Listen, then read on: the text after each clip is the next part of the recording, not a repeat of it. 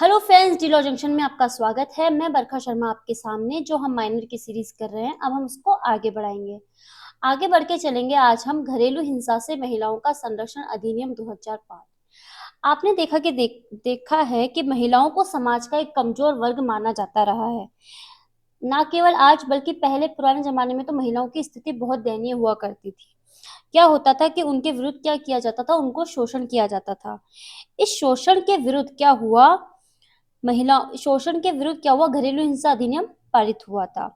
तो महिलाएं क्या थी? काफी लंबे समय से थी घरेलू महिला का शिकार। तो जो घरेलू हिंसा थी वो एक सामाजिक बुराई के रूप में सामने आने लगी। देखा जाए तो क्या होता है, महिलाओं को सभी तरीके के अधिकार दे रखे हैं कि भाई इसको समानता का अधिकार है, स्वतंत्रता का अधिकार है ना। व्यक्तिगत स्वतंत्रता का अधिकार है। ठीक है। महिलाओं के खिलाफ कई अपराध भी दे रखे कि भाई महिलाओं के अपराध करता है तो ये दंड दिया जाएगा। लेकिन फिर भी महिलाओं की स्थिति अभी तक भी समाज में इतनी सुदृढ़ नहीं हुई है जितनी की होनी चाहिए। परंतु जो वर्तमान में स्थिति है उसके अकॉर्डिंग क्या है कि महिलाओं को भी अपने सम्मान के साथ जीवन जीने का अधिकार है। अब हम देखेंगे कि आखिर जो ये घरेलू हिंसा अधिनियम है, इसका उद्देश्य क्या है। इसका उद्देश्य क्या था कि भाई महिलाओं को घरेलू हिंसा से सुरक्षा प्रदान करना। और किसके अकॉर्डिंग? संविधान ने जो जो प्रावधान दिए गए हैं, संविधान ने जो जो हमें प्रावधान दिए हैं, उनके अकॉर्डिंग ही क्या करना है? कानूनों का निर्माण करना है। तो जो घरेलू हिंसा अधिनियम 2005 पारित हुआ तो उसमें क्या हुआ कि भाई जो व्यक्ति है वो पीड़ित है, जो पीड़ित व्यक्ति है उसको क्या होगा कि भाई उसके लिए ना, जैसे अगर उसके विरुद्ध कोई हिंसा कारित हो गई है ना, उसके विरुद्ध हिंसा कारित हो गई तो उसको चिकित्सक सुविधाएं उपलब्ध कराना, लोगों में घरेलू हिंसा के बारे में जागरूकता फैलाना। और किसी ने अगर किसी ने कोई अपराध कर दिया है इसके अकॉर्डिंग तो उसको दंडित करना। ठीक है ना। और क्या कर सकता है? भाई पीड़िता है उसको भाई क्षति पहुंची है तो उसको बिना किसी देरी के न्याय दिलाया जाए, है ना। और घरेलू हिंसा को रोकने के लिए कई उपाय किए गए, है ना। फिर और क्या हुआ? इसके लिए कार्यक्रम बनाए गए, एजेंडा वगैरह बनाए गए। ठीक है। और उनके क्या हुआ कि जो भाई पीड़ित है उसकी पहचान ना हो इसके लिए कार्रवाइयों को बंद कमरे में संचालित करने का प्रावधान किया गया। ये सारे प्रावधान अभी हम एक्ट में आगे पढ़ेंगे, लेकिन हमने इसका क्या किया, एक ब्रीफ देखा कि आखिर घरेलू हिंसा जो महिलाओं का संरक्षण अधिनियम है उसको पारित करने का आखिर उद्देश्य क्या रहा था। तो चलिए बात करते हैं। सबसे पहले आप बात करेंगे हम चैप्टर के संबंध में। चैप्टर कितने हैं? सबसे पहले बात करते हैं कि ये जो एक्ट है, ये एक्ट कब आया था। रुकिए। तो जो हम बात कर रहे हैं, सबसे पहले बात करें कि आखिर इस एक्ट का क्या नाम है। इस एक्ट का नाम है घरेलू हिंसा से महिलाओं का संरक्षण अधिनियम 2005 है। इसमें कुल चैप्टर कितने हैं? इसमें कुल चैप्टर है 5। सेक्शंस कितने कवर कर रहा है? सेक्शन कर रहा है 37। 37 सेक्शंस को ये कवर कर रहा है ना। फिर क्या बात कर रहा है कि ये जो एक्ट है ये कब बना था। ये एक्ट जो बना था वो बना था हमारे 13 सितंबर 13 सितंबर को बना था 2005 के अंतर्गत। 2005 में बना था और जाके इसको 26 अक्टूबर कब लागू किया गया था? 26 अक्टूबर 2006 के अंतर्गत इसको लागू किया था। एक सेकेंड रुकिए। तो आप यहाँ देख सकते हैं, अपने टेबल देखते हैं हम तो 13 टूजा क्या आता है? 13 टूजा 26, 13 दूना 26। तो आप यहाँ से इसको याद कर सकते हैं कि भाई 13 को बना था और फिर 26 को उसको लागू किया गया था। ठीक है। यहाँ पे 5 है और यहाँ पे है 6, तो आप इस तरीके से इसको याद कर सकते हैं। ठीक है। अब बात करते हैं हम सबसे पहले इसके चैप्टर की। चैप्टर नंबर जो 1 आता है उसमें आती है टू सेक्शंस आते हैं उसके अंतर्गत। तो सबसे पहला जो सेक्शन आता है वो आता है संक्षिप्त नाम विस्तार और प्रारंभ। आपने देखा होगा जब भी हम कोई एक्ट स्टार्ट करते हैं तो उसका मोस्टली क्या होता है, जो सबसे पहला सेक्शन आता है वो हमको यही बात बताता है कि आखिर इस एक्ट का क्या नाम है, कब लागू किया गया और इसका विस्तार कहाँ कहाँ पर होगा। तो सबसे पहला जो सेक्शन है वो यही है, संक्षिप्त नाम विस्तार प्रारंभ। इस अधिनियम का नाम है घरेलू हिंसा से महिलाओं का संरक्षण अधिनियम 2005 और इसका विस्तार कहाँ पर है? संपूर्ण भारत पर है इसका विस्तार। ठीक है। क्या इसका विस्तार जम्मू कश्मीर राज्य पर है? जी बिल्कुल, जम्मू कश्मीर राज्य पर है। लेकिन जैसे अगर लिखा हुआ आ जाए कि जम्मू कश्मीर राज्य को छोड़कर, तो इस पे हमको टिक नहीं करना है, हमको करना है इसका विस्तार संपूर्ण भारत पर है। ठीक है, उस तारीख को प्रवर्त होगा। तो प्रवर्त करने वाली तारीख हमने ऊपर देख ली थी कि सबसे पहले हमने देखा था कि 13 सितंबर को ये बना और 26 अक्टूबर 2006 को ये लागू हुआ। चलिए बात करते हैं सेक्शन 2 की। सेक्शन 2 है वो बता रहा है हमको डेफिनेशंस। किस बारे में बात कर रहा है? ये बात कर रहा है डेफिनेशंस के बारे में। कितनी डेफिनेशन है टोटल? टोटल यहाँ पे है 20 डेफिनेशंस। टोटल 20 डेफिनेशंस की बात कर रहा है। तो जो सबसे पहला सेक्शन आता है वो हमको बोलता है 2A। 2A क्या बोलता है? व्यथित व्यक्ति। क्या होता है? Aggrieved person. कौन होता है एग्रीव्ड पर्सन? एग्रीव्ड पर्सन से क्या कोई पुरुष शामिल है इसके अंतर्गत? जी नहीं, यहाँ पे लिख रखा है ऐसी महिला अभिप्रेत है। जब हमको बता दिया गया है कि भाई महिला की बात हो रही है, तो यहाँ पे जो व्यथित व्यक्ति होगी वो महिला होगी। और क्या होगा कि जो प्रत्यर्थी की घरेलू नातेदारी में है, घरेलू नातेदारी में उसके साथ रह रही है। जब हम देखेंगे सेक्शन 2 का क्यू, 2 का क्यू देखेंगे तो वो हमको बताएगा प्रत्यर्थी के बारे में कि 2Q में बता रहा है प्रत्यर्थी। और जब हम 2F देखेंगे तो वो हमको बताता है घरेलू नातेदारी के बारे में। अभी हम आगे सेक्शंस देखेंगे जब इनकी बात करेंगे।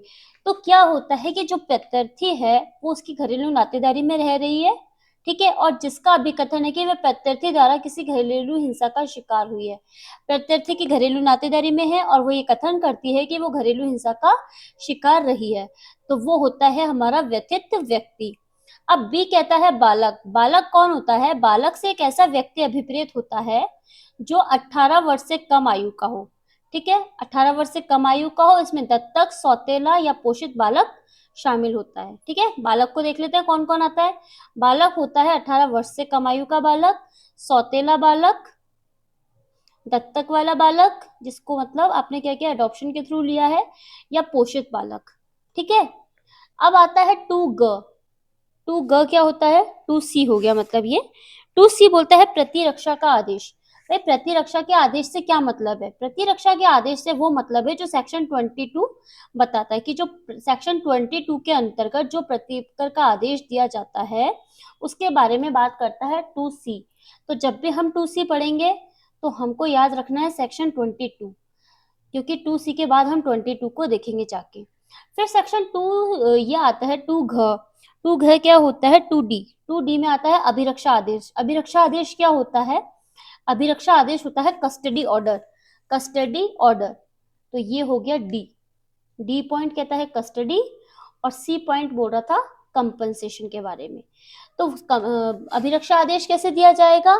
अभिरक्षा आदेश दिया जाएगा सेक्शन 21 के निबंधनों के अनुसार दिया जाता है, ठीक है। तो जो 2C बात करता है वो 22 के साथ बात करता है और जो 2D बात करता है वो 21 के साथ बात करता है। अब बात करते हैं 2D की कि घरेलू घटना रिपोर्ट आखिर क्या होती है। तो घरेलू घटना रिपोर्ट होती है कि जो कोई भी व्यथित व्यक्ति होता है वो कोई घरेलू हिंसा की कोई शिकायत करता है, तो जो उस शिकायत से प्राप्ति पर एक विहित प्रारूप में तैयार की जाती है वो होती है घरेलू घटना रिपोर्ट, ठीक है। अब हमने व्यथित व्यक्ति कहाँ देखा था? अभी हम व्यथित व्यक्ति को देख के आए 2A में। 2A बोल रहा था व्यथित व्यक्ति, ठीक है। अब बात करते हैं विहित। विहित हम कहाँ देखेंगे? विहित हम देखेंगे 2M में। जब हम सेक्शन 2M को देखेंगे तब हम विहित की बात करेंगे। अब आती है 2C। 2C क्या होता है? 2C होता है यानी 2F। अभी हमने पीछे इसकी थोड़ी सी हल्की सी बात की थी। क्या होती है घरेलू नातेदारी? घरेलू नातेदारी ऐसी होती है जो दो व्यक्तियों के बीच होती है जो साझी गृहस्थी में एक साथ रहते हैं या एक साथ रह चुके हैं। साझी गृहस्थी क्या होती है? जब मतलब जहाँ पे लोग व्यक्ति साथ साथ रहते हैं। अब साझी गृहस्थी को भी कहीं डेफिनेशन दे रखी है। जी हाँ, साझी गृहस्थी को डिफाइन कर रखा है 2S के अंतर्गत। 2S के अंतर्गत हमको बता रखी है साझी गृहस्थी, शेयर्ड हाउस होल्ड, ठीक है। या तो वो साझी गृहस्थी में एक साथ रहते हैं या एक साथ रह चुके हैं, या वे जब समरकता मतलब क्या होता है? समरकता का मतलब होता है रक्त के साथ एक संबंध में जुड़े हुए होते हैं, उनकी बात बोल रहा है। विवाह के द्वारा जुड़े गए हों या दत्तक ग्रहण के द्वारा जुड़े गए हों या किसी भी तरह से वो नातेदारी में एक साथ जुड़ जाते हैं, या एक अविभक्त कुटुंब के रूप में एक साथ रहने वाले कुटुंब के सदस्य होते हैं, ठीक है, तो इसको एक चार्ट में देख सकते हैं कि घरेलू नातेदारी क्या होती है। घरेलू नातेदारी होती है दो व्यक्तियों के बीच नातेदारी जो विवाह, समरसता, किसी समय पर एक साथ रह चुके हों, दत्तक ग्रहण, अविभक्त कुटुंब का सदस्य जो साझी गृहस्थी में साथ रहते हैं, उनकी बात करता है।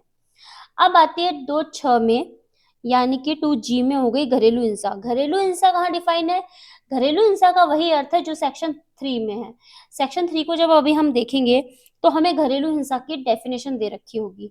ठीक है, तो अभी हम 3 पढ़ेंगे, जब देखेंगे उसको हमको किसके साथ कनेक्ट करना पड़ेगा, उसको हमको कनेक्ट करना पड़ेगा 2e के साथ। ठीक है, अब बात करता है दहेज की। दहेज कहाँ दे रखा है? 2h, यानी 2j में दे रखा है दहेज।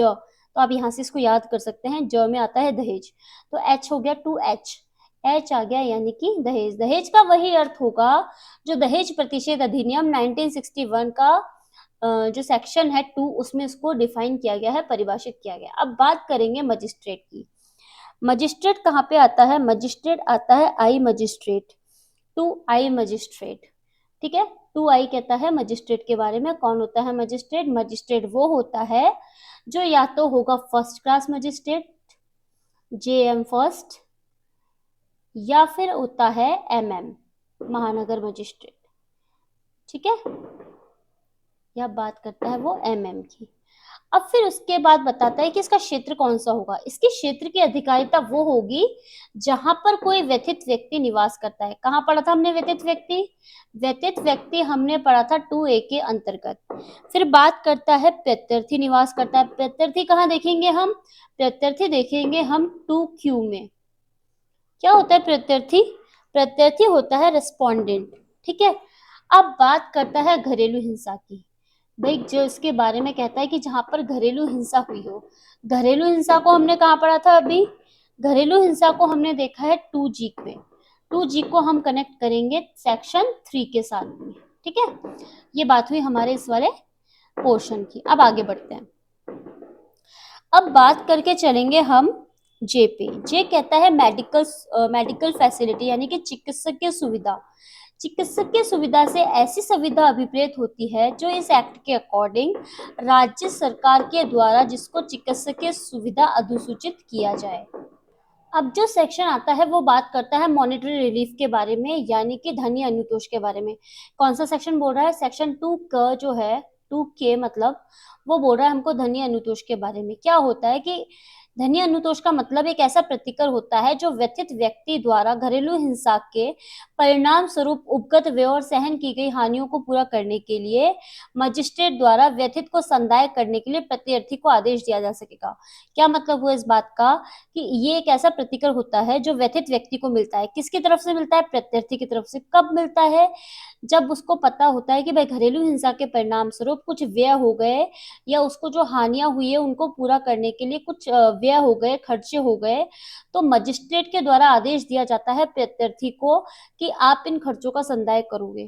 तो वो होता है धनीय अनुतोष। ठीक है, अब आता है 2ठ का मतलब हो गया एल, यानी 2L हो गया। 2L का मतलब हो गई अधिसूचना। अधिसूचना क्या बोल रही है? अधिसूचना होती है जो राजपत्र में प्रकाशित की जाती है। इतना पढ़ लेंगे, हमारे लिए काफी है। आगे बढ़ेंगे।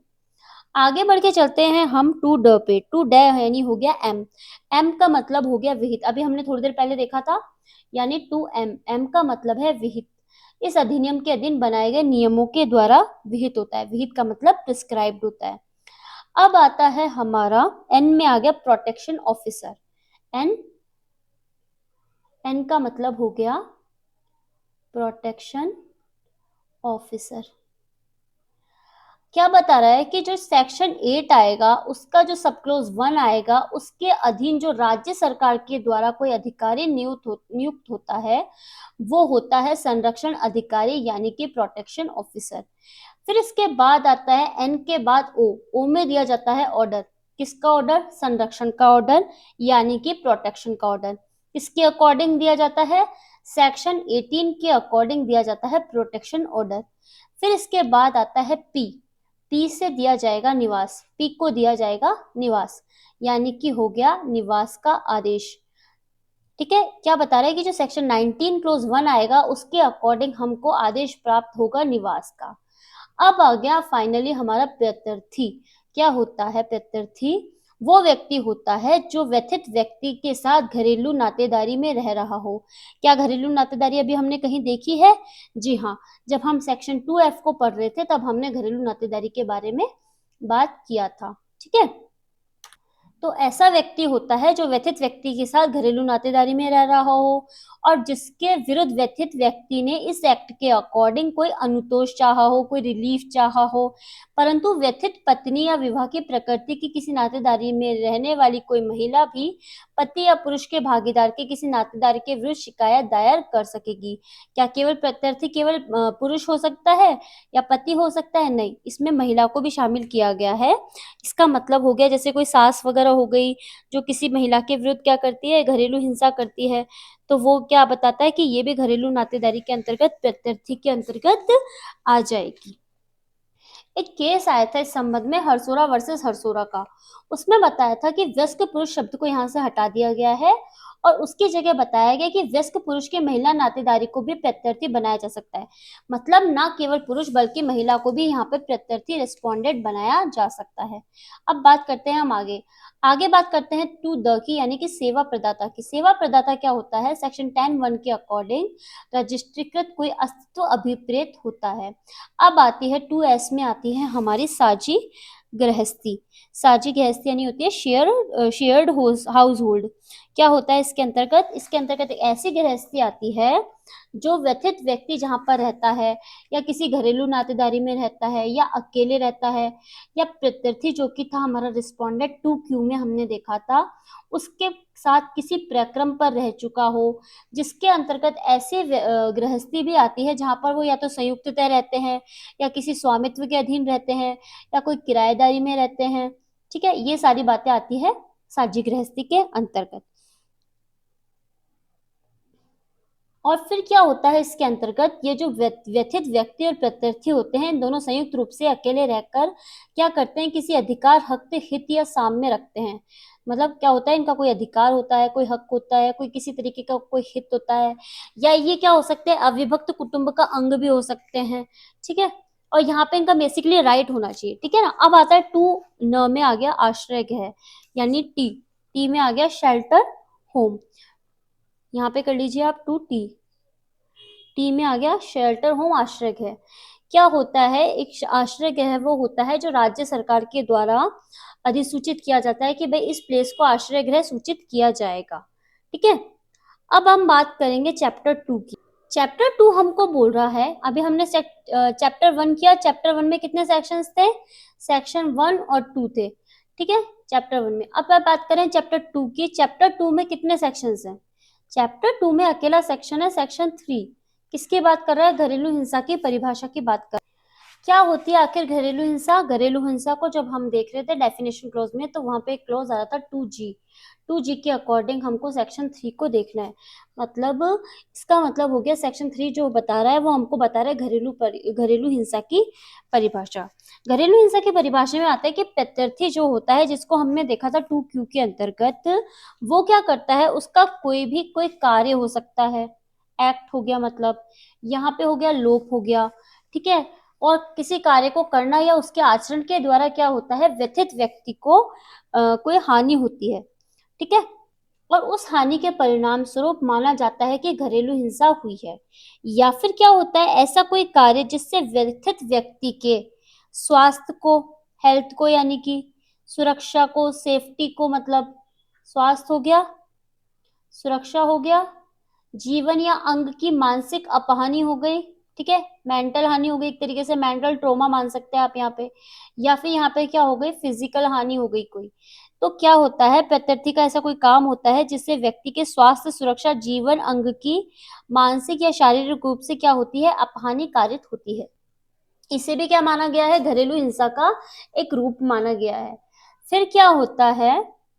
व्यथित व्यक्ति का दुरुपयोग किया जाता है। कैसे तरीके से? लैंगिक रूप से, शारीरिक रूप से, मौखिक और भावनात्मक रूप से या आर्थिक रूप से क्या किया जाता है? दुरुपयोग किया जाता है, जिसको हम घरेलू हिंसा मानते हैं।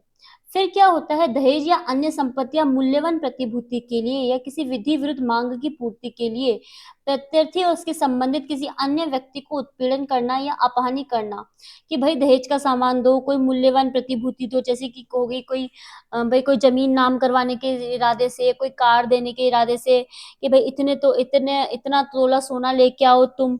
इस तरीके से क्या करते हैं, उसको परेशान करते हैं, मारपीट करते हैं उसके साथ। या फिर क्या कहते हैं, भाई तू लेके आ, नहीं तो भाई तेरा जो रिश्तेदार है उसको उठा लेंगे, या फिर तेरे बाप को मरवा देंगे। ऐसे इस तरीके जो गलत शब्दों का उपयोग करके क्या करते हैं, उसको भावनात्मक रूप से, मौखिक रूप से गलत तरीके के शब्दों का प्रयोग करके, कि भाई इतने 10,000 10 लाख रुपए तू लेके आ वहां से अपने घर से। तो इस तरीके से उसको क्या करते हैं, प्रताड़ित करते हैं, तो उसको भी घरेलू हिंसा माना गया है। या व्यथित व्यक्ति या उससे संबंधित किसी व्यक्ति को धमकी देना, कि भाई तुम इस तरीके का काम करो, नहीं तो भाई तुम्हारे पिताजी को हम मरवा देंगे ऐसे करके, या तुम्हारी माताजी को मरवा देंगे, या तुम्हारे घर में आग लगा देंगे, चोरी करवा देंगे, कुछ भी किसी तरीके का, ठीक है ना। या फिर क्या होता है, व्यथित व्यक्ति को शारीरिक या मानसिक रूप से अन्यथा क्षति पहुंचाना या उत्पीड़न करना भी घरेलू हिंसा के अंतर्गत आता है। अब बात करते हैं कि शारीरिक दुरुपयोग क्या होता है। तो व्यथित व्यक्ति को होने वाले निम्न हानियां, इसके अंतर्गत निम्न क्षतियां जो होती हैं, हानियां जो होती हैं वो इसमें शामिल होती हैं।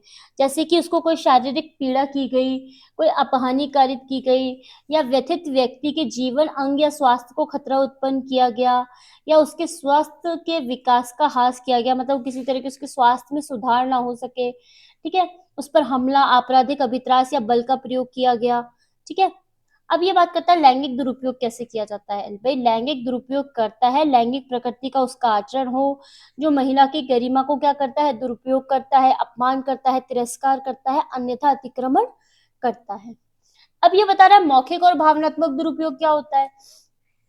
मौखिक और भावनात्मक दुरुपयोग क्या होता है, कि भाई वो शारीरिक रूप से तो उसको कोई पीड़ा नहीं दे रहे, लेकिन मौखिक और भावनात्मक रूप से उसको इतना प्रताड़ित कर दिया जाता है कि भाई उसका जो मेंटल विकास होता है वो रुक जाता है, उसकी सोचने समझने की शक्ति क्या हो जाती है, रुक जाती है। किसकी, व्यथित व्यक्ति की। उसको रेगुलर किया जाता है, तिरस्कार किया जाता है ना। मतलब जो इसकी इमेज होती है वो पूरी तरह से उसको खराब कर दिया जाता है, मतलब उसको खुद की नजरों में इतना गिरा दिया जाता है कि भाई पता नहीं वो तो क्या ही है, मतलब वो सबसे निम्न कोटि की औरत है या महिला है, ठीक है ना। ऐसा कर दिया जाता है उसके साथ, तिरस्कार कर दिया जाता है, उसको गाली दी जाती है, उसका अपमान किया जाता है ना। और क्या किया जाता है, उसका उपहास किया जाता है, मतलब उसको इग्नोर कर देते हैं, मतलब दूसरों को ज्यादा महत्व देना और उस औरत को कम महत्व देना। संतान या नर बालक ना होने के संबंध में अपना अपमान किया जाता है। जो हमारी अभी जो भारतीय संस्कृति है वो इतनी विकसित नहीं हुई है, अभी भी लोगों के मेंटलिटी में क्या है, लड़का नहीं हुआ, उस औरत के लड़का नहीं है। तो ये जो चीज होती है ना, ये चीज उस महिला के दिमाग में इतनी ज्यादा भर दी जाती है कि वो कुछ और नहीं समझ सकती। तो उसको क्या कर दिया जाता है, उसके नर बालक ना होने के संबंध में उसे मतलब 5 लोगों के बीच में, समाज के मतलब समाज में उसको इस तरीके से दिया जाता है कि भाई इसके लड़का नहीं हुआ तो उसने जाने क्या कर दिया। इस तरीके से उसको अपमान किया जाता है। या फिर क्या होता है, व्यथित व्यक्ति से हितबद्ध व्यक्ति को धमकी देना। व्यथित व्यक्ति का हितबद्ध व्यक्ति कौन होगा, आप बोलिए कौन हो सकता है उसका हितबद्ध व्यक्ति। एक महिला के लिए उसका हितबद्ध व्यक्ति सबसे पहले उसका पिता, माता, ये हो सकते हैं, उसका भाई बहन, ठीक है। उसके जो ये होते हैं, ये हितबद्ध व्यक्ति होते हैं। तो उनको क्या करता है, उनको प्रताड़ित करने की या उनको हानि पहुंचाने की जो धमकी दी जाती है, वो भी किस में आएगी, मौखिक और भावनात्मक दुरुपयोग के अंतर्गत आएगी। अब आती है आर्थिक दुरुपयोग के बारे में, कि आर्थिक दुरुपयोग क्या किया जाता है कि जिससे वो घरेलू हिंसा लगती है। आर्थिक दुरुपयोग के अंतर्गत आता है कि सभी या किन्हीं आर्थिक या वित्तीय संसाधनों जिनके लिए व्यतीत व्यक्ति किसी विधि या रूढ़ी के अधीन हकदार हो, से वंचित करता है। मान लो कि कोई जेवर है, गले में पहनने का कोई हार है ना, किसी रूढ़ी के अंतर्गत उस औरत को मिलना बहुत जरूरी होता है, लेकिन क्या होता है, केवल उस औरत को वो चीज नहीं देते और उसके साथ वाली जो औरतें होती है उनको वो चीजें मिल जाती है, जबकि उस रूढ़ी के अकॉर्डिंग उसको वो चीज मिलनी बहुत जरूरी थी। वो हार मिलना बहुत जरूरी था। एक कोई हार चल रहा था, पुराने जमाने से चल रहा था, पूर्वजों के जमाने से उसको हार चल रहा था, वो उस औरत को मिलना चाहिए था कि भाई बड़ी बहू सास से बहू पे इस तरीके से ट्रांसफर हो रहा था। लेकिन क्या किया, उसका आर्थिक दुरुपयोग करने के इरादे से क्या किया, उसको वो हार दिया ही नहीं गया। तो ये चीज उसके आर्थिक दुरुपयोग के अंतर्गत आ गई, ठीक है। उसको जो आर्थिक या वित्तीय संसाधन उस घर के अंतर्गत मिलने चाहिए थे, वो उसको अवेलेबल नहीं कराए गए। तो ये बात हो गई आर्थिक दुरुपयोग की। ठीक है। अब आता है व्यथित व्यक्ति और उसके बाल को यदि कोई हो को न्यायालय के किसी आदेश के अधीन या अन्यथा संदेह संपत्ति से वंचित करना, उसकी जो भी कोई प्रॉपर्टी होगी उससे वंचित करना, या स्त्री धन अथवा व्यथित व्यक्ति के संयुक्त रूप से पृथक स्वामित्वाधीन संपत्ति, साझी गृहस्थी और उसके रखरखाव से संबंधित भाटक के संदाय से वंचित रखना। फिर आगे गृहस्थी की चीज वस्तु का व्ययन करना, जो भी उसकी चीजें उनको बेच देना, या उसके कोई जो शेयर्स वगैरह है, मूल्यवान वस्तुएं वगैरह है ना, या फिर कोई जंगम संपत्ति है या कोई अन्य संपत्ति है उसका संक्रामण कर देना। व्यथित व्यक्ति को संसाधनों सुविधाओं जिसका वे उपयोग करने के लिए हकदार है उसको रोक देना, निर्बंधित कर देना। ठीक है, ये वाली बात बोली घरेलू हिंसा के बारे में। तो ये तो थे हमारे दो चैप्टर, चैप्टर 1 और चैप्टर 2, जिसमें मोस्टली क्या बताया गया, हमको इंट्रोडक्शन पार्ट बताया गया और डेफिनेशंस बताई गई है। ठीक है, एक में तो हमको जनरल डेफिनेशंस बताई गई है जिसमें टोटल सेक्शन 2 के अंदर का टोटल 20 डेफिनेशंस है।